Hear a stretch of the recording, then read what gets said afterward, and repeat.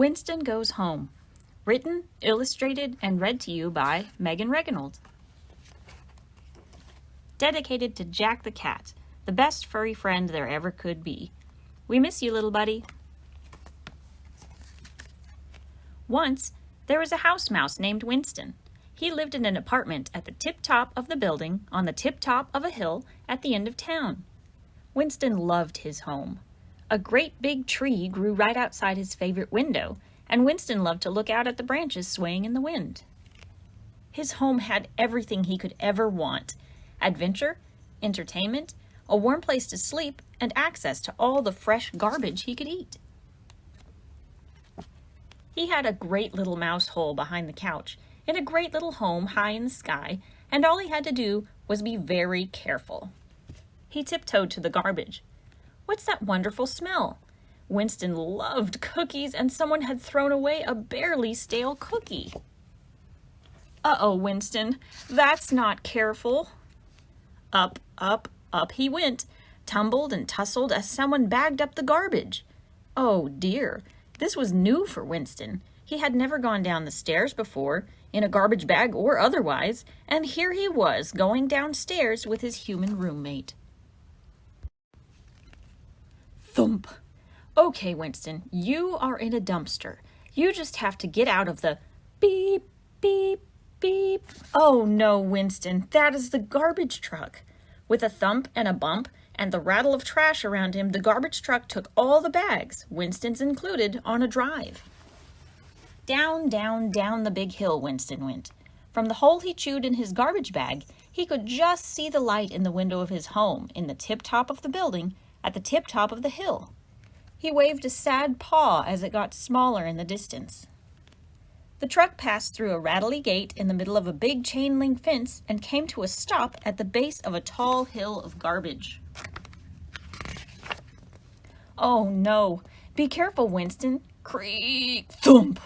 The garbage truck dumped all the bags, Winston's included, onto a big pile of garbage. Winston clung to his bag as tightly as he could. The truck groaned, and in a cloud of smoke it drove away. Winston burst out of the jumbled-up, tumbled-up garbage bags just in time to see the red lights of the big truck disappear around a trash pile corner. Oh dear, Winston! It was a sad state of affairs. He even lost track of the cookie that got him into this mess in the first place. Looking around, Winston tried to find a high, safe place to regain his composure. He skittered his way to the top of the hill of garbage that was close by. There was a big yellow sleeping human digger machine at the tip-top, so he scrambled up that and sat at the very highest point to have himself a good mouse cry. As he teared up, he saw something in the night sky. There, far away, do you see? That is your home, Winston, at the tip-top of the building at the tip-top of the hill. Winston hopped and danced a little mouse jig of happiness. If he could see home, he could get home. He raced down from the top of the yellow digger back to his garbage bag just in time to meet the garbage yard rats as they came out to inspect the new load of trash bags dumped by the truck. Excuse me, but could you tell me the way out, please? Winston asked, patting a paw gently on a nearby rat's shoulder. You want to go through the big gate, Mouse, the rat told him through a mouthful of food. You want to be careful, too. You're an awful little mouse in a great big dump. Winston thanked the rat, who promptly went back to chewing on the cookie from Winston's trash bag. Through, up, and around he went, over garbage, under machines, racing to the big gate. Winston only stumbled once in his mad dash when he heard the bark of a junkyard dog. He went tripping and tumbling into an old bean can. The can rolled with Winston inside all the way to the big gate and out into the world beyond. Bounce, bounce, roll it went, until finally it came to a stop after bumping into a light post at the side of the street down the road from the dump.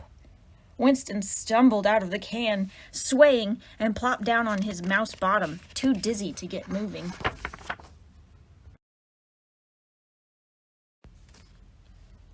He felt a wet drop of water hit his nose and twitched it away with his whiskers. He looked up into the dark night sky to see storm clouds opening up and dropping their rain. Oh no, Winston! Take cover! He hopped back into his can and listened as great big drops thudded onto the aluminum. He watched debris start to float down the road in front of the street lamp. Then he watched his can start to move with it. Oh no, Winston. He rocked the can to push it upright, then watched the night sky and street lamps and the tops of buildings whiz by as his can was taken along with the current of all the rainwater. Whoosh, whoosh, splash he went, bumping along at the curb as his can whooshed around town. Winston poked his nose out just in time to see a large truck drive by, splashing rainwater and Winston's can with it all around. Cough, cough, splutter he went, as his can headed straight for a storm drain. Winston splashed and struggled and leapt out in time as his can disappeared into the swirling underground waters. Winston said a silent goodbye. He had just started to like that can, then scrambled under the canopy of a nearby storefront. He shook out his fur and sent water drops flying everywhere. Then he sat and looked out at the rain. And oh, what luck! Winston, do you see? His home was closer than before. The rain had washed him so very close to the great big hill with the very tall building where Winston lived at the very tip top. He could see his window and the tree he liked to look at. Winston jumped and danced a little mouse jig of happiness. He nearly slipped and fell back out into the rain, but caught his balance just in time. He ran as far along the shop fronts as he could under the cover of shop canopies. Once he got to the end of the shops, he settled in to wait out the storm. And oh, what luck! Someone threw out their candy bar wrapper, and it still had a bite of candy bar inside. Perfect, Winston. Chocolate is your favorite. Drip, drip, stop went the rain, and Winston scrambled back into the open again. Run, run, up the hill he went, as soon as the rain stopped, dodging cars, leaping over fallen tree branches, and jumping over puddles of rainwater. Aha! See that, Winston? That's the tree you like to look at from the window in your home. Winston scrambled up the slippery trunk and skittered across the branch of the tree closest to his window. Oh, but the branch was not quite close enough to reach. He wiggled his nose in frustration and clung to the end of the branch, angrily kicking an acorn off the tree. Then Winston heard a loud sneeze come from behind him. "Oh!" Winston cried. "Excuse me, Mr. Crow. I hate to bother you, but could you possibly give me a lift to that building right there?" He pointed a paw at his apartment. "It is my home, you see, and I have found myself very far from it tonight." The big crow nodded enthusiastically at Winston. "Sure, I'll help you." Winston was nearly thrown off the branch as the crow let out an enormous leaf-shaking sneeze. "So sorry," the crow sniffled as, with a flap of his wings, he plucked Winston up by the shoulders and into the air. "I've just got the worst cold chew." And with that sneeze, Winston tumbled out of the air and into a chimney as the crow flapped above, apologizing and waving a wing at him. Down, down, down he bounced, like a pinball in a machine. He plopped right onto a big soft pile of soot and ashes with a poof and a cloud of dust. As the dust cleared, he saw carpet. He saw home. He was home. He looked around and saw the couch. "That's odd," Winston said, wondering why his human roommates moved the couch over. Uh-oh, Winston, that couch is red. Winston, your couch is green. Oh my, Winston, this is a pickle you're in. This is not your apartment. While he was hopping from paw to paw in panic and getting soot everywhere, he heard a small, polite cough behind him.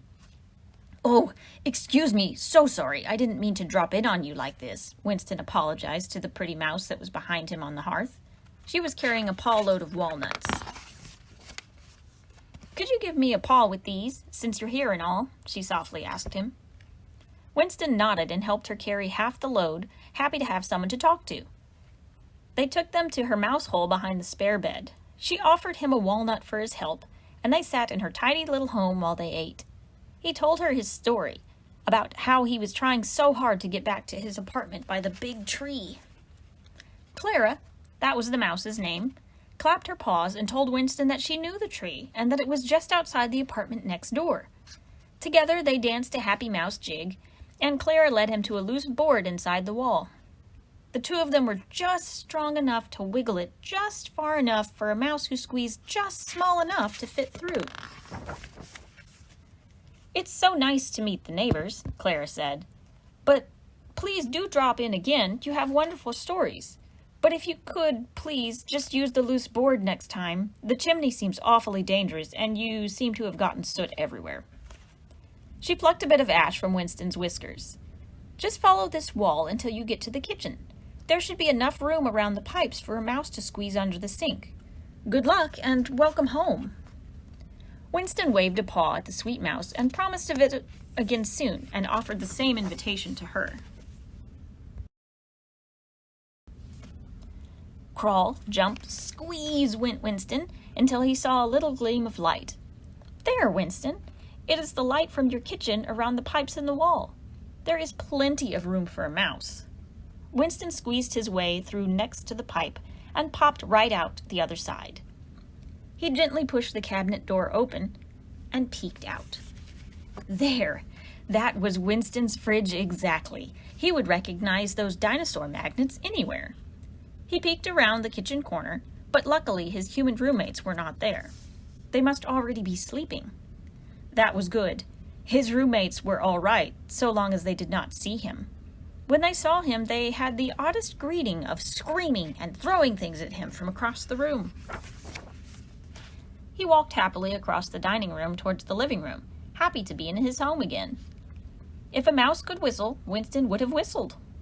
He was walking around the kitchen corner when... "Oh no, Winston, look out! A cat! Hurry, Winston, run away!" Oh, it is just Jack the cat. Jack is Winston's cat roommate. "You smell like rain and garbage," Jack the cat told Winston in a bored sort of way after loudly sniffing Winston's fur. He blinked slowly and looked towards the back bedroom. "I am going to step on the sleeping people now. Welcome home." Winston waved a small paw as Jack the cat stretched and sauntered down the hall. Winston watched him disappear around the corner and then heard the jingle of his bell as he hopped onto the bed. Then he heard the sleeping people say "oof" as Jack the cat stepped on them like he planned. Winston then trotted past the couch corner to his mouse hole and danced a little mouse jig of happiness. He hugged his dish rag blanket, patted his jar lid tabletop, and grinned into his tinfoil mirror. He cuddled into his matchbox bed as the sun was starting to come up and brighten the world. Winston thought about all his adventures. He had just finished retelling himself about the junkyard when he fell deeply asleep. "Good night, Winston. Sleep tight. There's no need to stay awake any longer. After all, it had been a very busy night for a very small mouse." The end.